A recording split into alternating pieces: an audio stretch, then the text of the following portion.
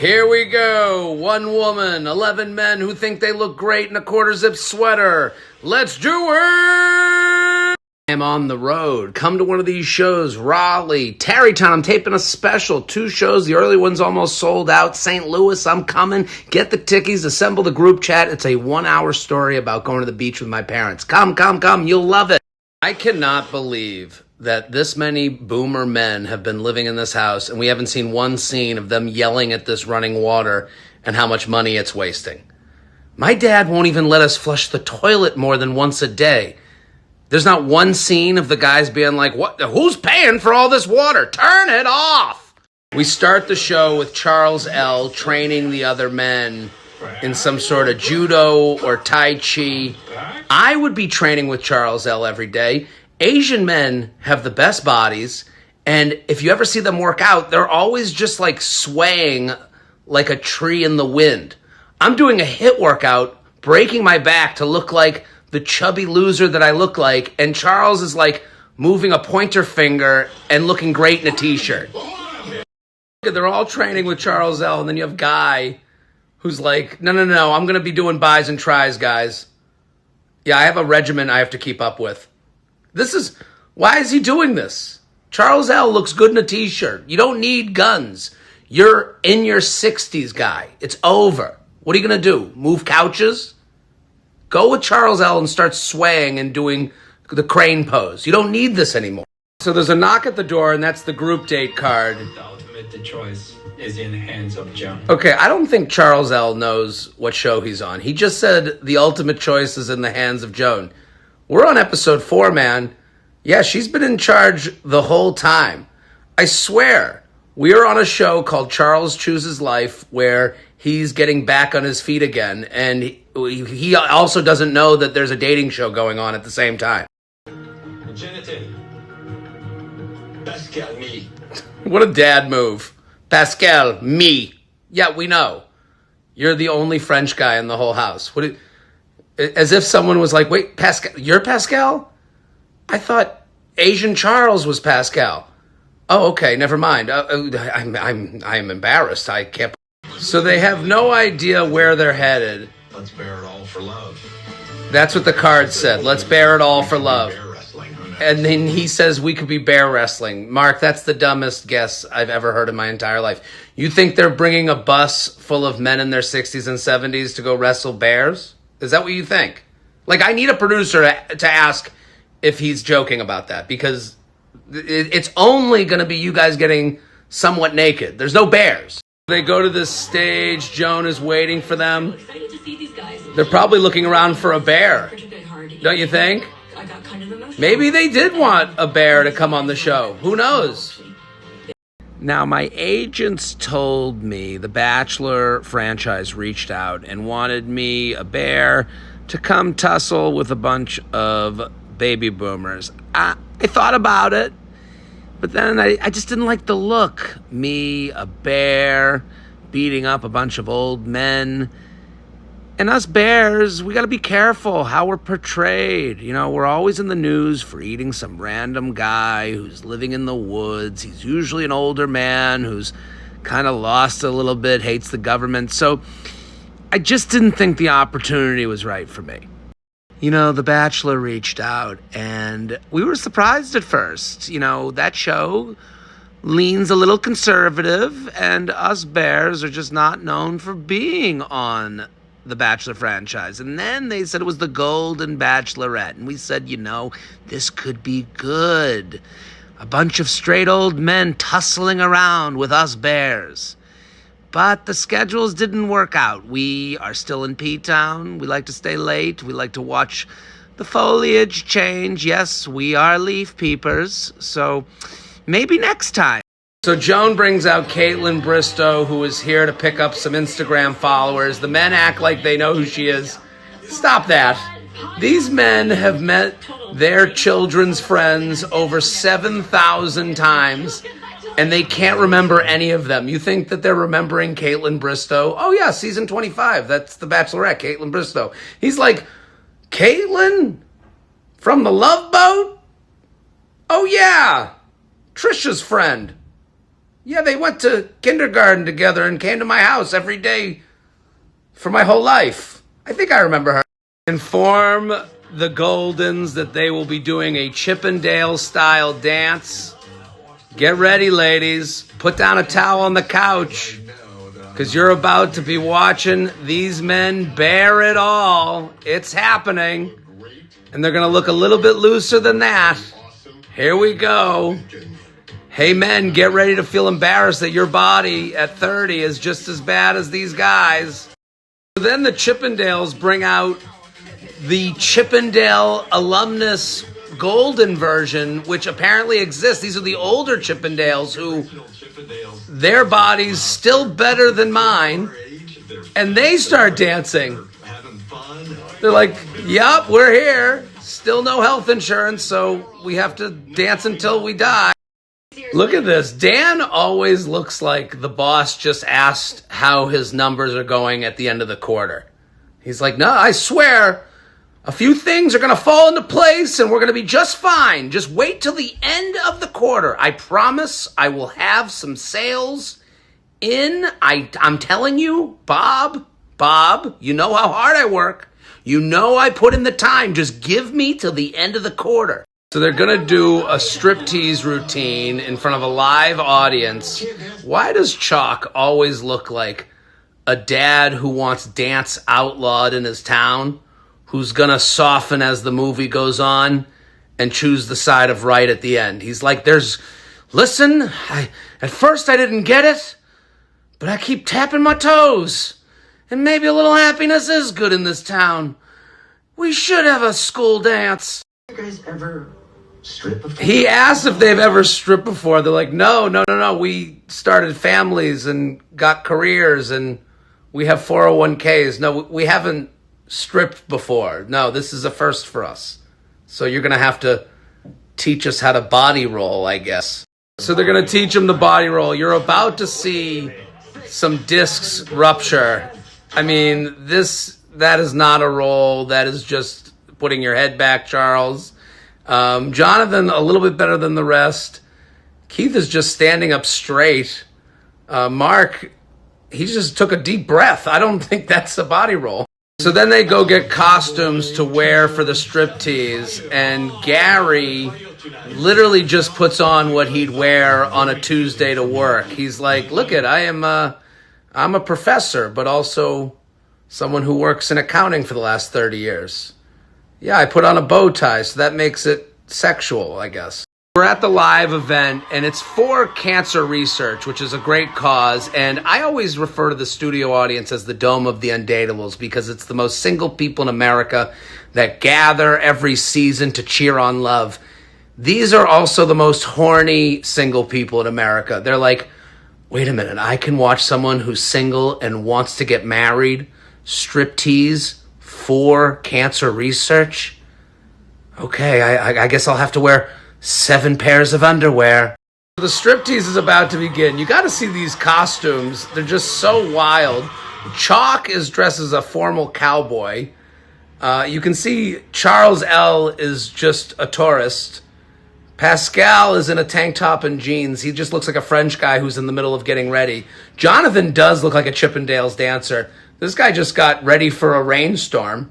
Jonathan looks like he's done this before. And then look at this sign. This sign literally says size matters. Who is this woman? Are you out of your mind? Kick her out. She's like cheering them on. She's like, go! We're doing this for cancer, but also, you better have a huge cock. That's what matters to me. Size matters to me. I'm just letting you know that if we are to talk afterwards, you better have a huge unit. I'm going to go ahead and assume that this scene was the last straw for Jonathan's children. Like they had a watch party every week, and this happened, and they were like, okay, Dad, good luck. We're going to go watch TV in the other room. We have now seen the outline of your penis on national television, so yeah, we're going to just be watching the baseball playoffs from here on out. You let us know if you got married or not. We'll be at the wedding. But from here on out, we're just going to want verbal reports on what happens on every episode. So Pascal does a little strip, and at least he has trouble moving a little bit. Jonathan could move. This woman is so into this that it's almost scary. Like, I fear for whatever guy was at whatever bar after this event, because this woman is in heat right now. She is like, I will attack whoever buys me a vodka soda next. And look at Caitlin Bristow zoning in on Kelsey's dad. She's like, okay, which of these men can start the most trouble for me on social media? The widowed dad of one of the former Bachelor winners? Okay, dance on me. Bring it over here. I'll get People Magazine to report on it. See, I like how Gary did it. This is how a dad should look, okay? Stop it with these abs. Yeah, sorry, Caitlin. That's a real man. That's a real red-blooded American man. Deal with it. And now the most coveted man in America, Charles L. That's right. After this show, that is the most wanted man in America. You think you have a lot of hinge matches? This guy could go out with any woman he wants right now. Tell Chock is very uncomfortable with what's going on because of his interviews. I'm just gonna have fun, and it's all about having fun. That's what the CEO says when they're forced to hang out at the company event with all the peasants. It's all about having fun. You know, we're going to do a 3-legged race. We're going to eat hot dogs and hamburgers. You know, fun stuff like you poor people do. We go to the post-Chippendales portion of the group date, and they're all getting one-on-one time. Jonathan gives her the Speedo that he wore during the Chippendales dance. What is she going to do with that? He's like, that's right. Those are yours. No, they haven't been washed. Give him a little sniff. Yeah. That's lavender. Yeah, I put lavender downstairs every now and again on special occasions. Those are yours. Hang them up. Put them in your sock drawer. Whatever you want to do with those. Yours to keep. The group date rose goes to Chock. You have to watch how awkward this kiss goes with Joan. He goes in, nope, okay, yeah, I'll get half a lip. Oh, I'll kiss your shoulder. That's pretty good. That's people like a shoulder kiss. Now watch, he even goes again for another kiss. Yeah, she kissed my ear. Yeah, okay, we're getting closer. Look at, he is just having a moment. He's like, okay, shake it off. You got 3 kisses. You got half a lip, a shoulder, and an ear. Sure, we won't sleep tonight thinking about this, but okay, we got what we wanted. We got the group date rose. Okay, just shake it off. It wasn't awkward. No one even saw. We come back to the show and we find out that Chock's mother has passed away. It's very sad. I am even misty-eyed myself, to tell you the truth. I'm not proud of it. I'm crying watching The Bachelor alone in my studio apartment. Here's the thing. If you have watched The Bachelor, you know that if you see a bench made for 2 people outside, bad news is coming. Like, if I was being led to a bench on The Bachelor, I'd be like, no, who's dead? What's going on? Is my family okay? Is my mom okay? Is your mom okay? How's Cousin Larry? So Chock is leaving, and this is a shock. A shock from Chock. This guy was the leader in the clubhouse. He already has a rose. Him and Joan have a connection. He's tall. He's got a Peyton Manning voice. He's got it all going for him. And if I'm Joan, like, she has to go on a date now? She's like, no, what? It's just me and the bench? I gotta sit alone on the sad bench? What could be worse than this? So the one-on-one date is with Jewish Jordan, who looks like a guy in his 50s had makeup put on him to make him look 60 so that he could go on the Golden Bachelorette. He looks like he's getting ready for a Coheed and Cambria concert, not a date with a 61-year-old woman. This is not a 61-year-old man. You can't convince me of that. He doesn't look dressed to go on a date with a 61-year-old woman. He should be in a cashmere sweater with a tucked-in polo and a brown belt that looks like it's from the 1800s. This guy looks like he's on his way to the matzo ball. So they're going to go ice skating, and it is a waspy winter wonderland. They bring the one Jewish contestant to Christmas in Times Square. A little offensive. If I'm him, I'm like, hey, where's the Hanukkah bush? Where's the menorah? Are you trying to tell me something? Is this what December's going to be like for me? I'm going to be skating in Times Square? Look, he even fell. He's like, look at this anti-Semitic ice. I don't like this date at all. So they have this like nice date. He thanks her. It feels more like friends. It feels like a guy on a date with his aunt. He's like, thanks, Aunt Joan, for teaching me how to ice skate. And then, yeah, the kiss doesn't even feel natural to me. And look who it is. REO Speedwagon is here. And this is why we love the Golden Bachelorette. They're going to get a musician that you're like happy to see. And then you're going to look at them like they are a statue, because I will never forget this facial hair for the rest of my life. Every REO Speedwagon song I hear, I'm going to think of this guy, Dave Amato, and his Flavor Saver, that he's dyeing darker to look like he is a vampire. This is a wild turn of events for me in REO Speedwagon. So this isn't a good sign for the date. He's pointing out the friendship line from the song. He's like, good words. That friendship part, that's like us. We're friends who are trying to fake sexual tension. Like, if I'm him, I'm like, I want to point out the parts of the song where they're like, and you've never been so wet until you're around me. Yeah, wetness, that's us. We're like crazy wet for each other, right? Not the friends part. And Jordan gets the rose on this semi-awkward winter wonderland mall skating rink LA date with REO Speedwagon.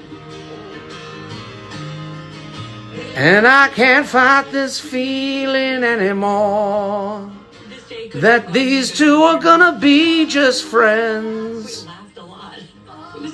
Oh, that we're gonna wanna wonder why Dave Amato still has facial hair, that he's coloring to make himself feel young. This Fu Manchu shall sit with me forever. The second one-on-one date is with Guy, who looks like Guy Smiley from Sesame Street, and they're going to do a cooking date.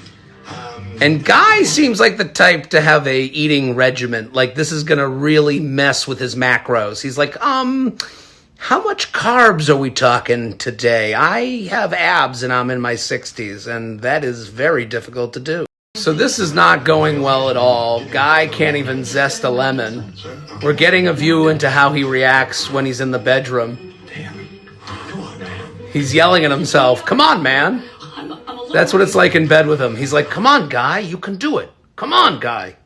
You took the pill. It's supposed to work for 4 hours. And then we have a problem. That's what the commercial says. Come on. She's like, can I help you? He's like, yeah, well, hold on. If you just play with the zesting a little bit, then it works. I've done this before. If Guy is anything, he is a warning for men and their future veneers. Because they're going to be like, how white do you want the teeth to go? And I'm going to be like, okay, see this guy? I want you to look at him, but I want it to look like that, except that I've drank at least 1 cup of coffee since I've gotten them. Can you get me 1 cup of coffee in from this? They're having a nice time. They're making cupcakes. I don't believe that Guy wants to eat any of this. He's like, thank God that didn't go in my mouth. It would have ruined my calorie intake. And then she feeds him, and you can tell he is not happy about this. He's like, well, I guess there goes egg whites tomorrow morning. We're going to have to switch it to protein bars all day tomorrow. So Guy tells her about his divorce, and then he gets the rose, which it didn't really feel like they had a romantic connection. I mean, look at this kiss after the rose. Just a little kiss on the cheek and a long hug. That's what every guy wants after they've been given a rose. And then they're going to do a little alone dance in the living room, like a couple that just realized that the love is gone and they amicably agreed to separate. Is this not the most last dance you've ever seen? Just like, hey, we tried and we had a lot of good memories. This house gave us a lot. But I guess I'll see you on Tinder. Look at where Joan is living right now. What is this, a Verbo commercial? This is the Airbnb you envision having when you're about to go on vacation. And then you're like, okay, well, we don't need to be in the nice part of town, so I guess we can give up the house above the clouds. And yeah, we don't need a towels or anything like that. We could do a 1-bedroom. I guess we can lose the infinity pool, and then you're just living in an alley in Charleston and being like, well, it was only $200 a night, so that's pretty good. So we're at the cocktail hour before the rose ceremony, and for some reason, Jonathan brings over Joan to a Cheerios date. This is the most shoehorned sponsorship I've ever seen. They're like, we're old, so we have to take care of our hearts. That's why we eat cereal out of heart-shaped bowls. Like, I'm waiting for a cartoon bee to show up out of nowhere. What is going on here? Love and sexual tension brought to you by Cheerios. That stuff you eat in the morning when you've lost all will to live. They're discussing their morning routines. This is the most boring conversation. Oh, you make a to-go coffee. About 7:10, 7:15. I'm at work by 7:30. Oh, beautiful. Cool.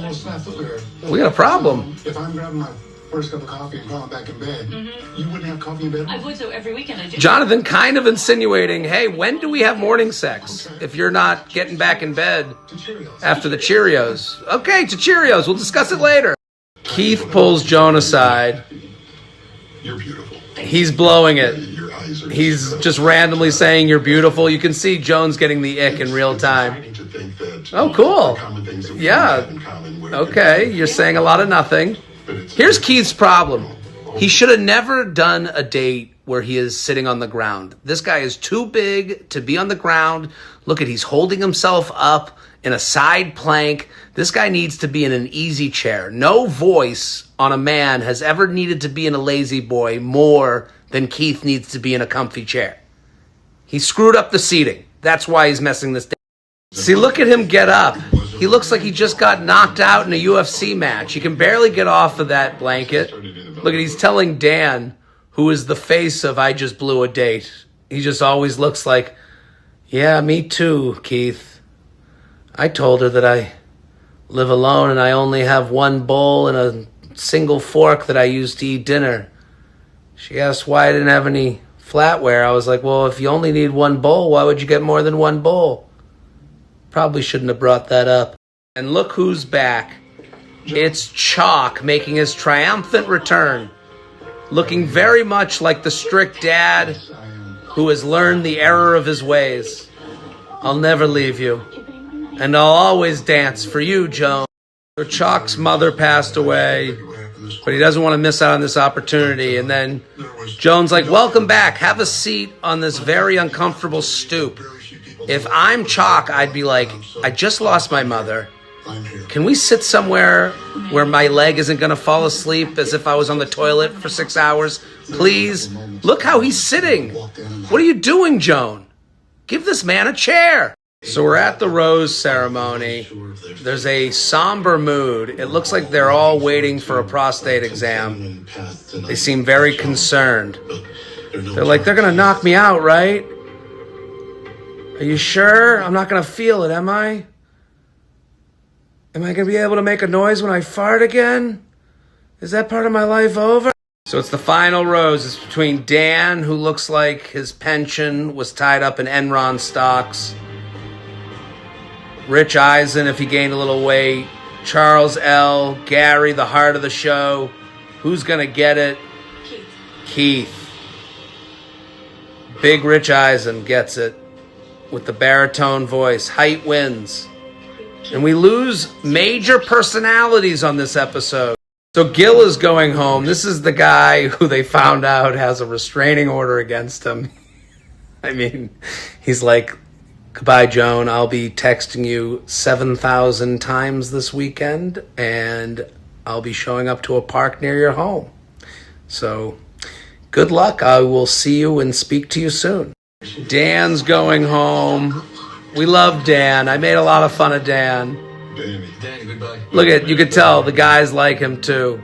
Yeah, I live alone, and I mean, Dan, come on, man. so what about the group of brothers? I mean, I Live Alone is really the character I've written for Dan. He's like, I live alone, and this was a lot of fun to get to talk to someone on a daily basis. I guess I'll go back to my 1-bedroom down in Naples where a storm is bearing down on us right now. I'm sure my one light bulb hanging from the ceiling will be just fine.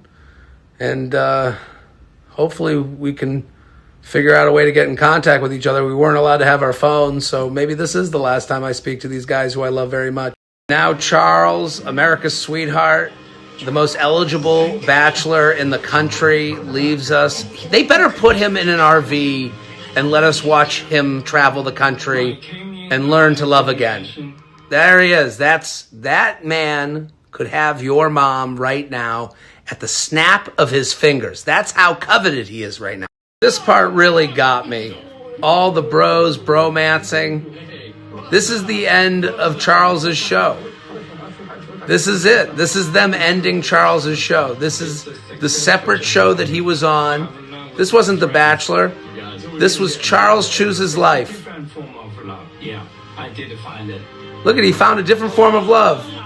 Look at, that's the end of the show. That's the end of the movie. This is us leaving the movie going, you know what? That was a good one. I like Charles Chooses Life. And that's it for the Golden Bachelorette.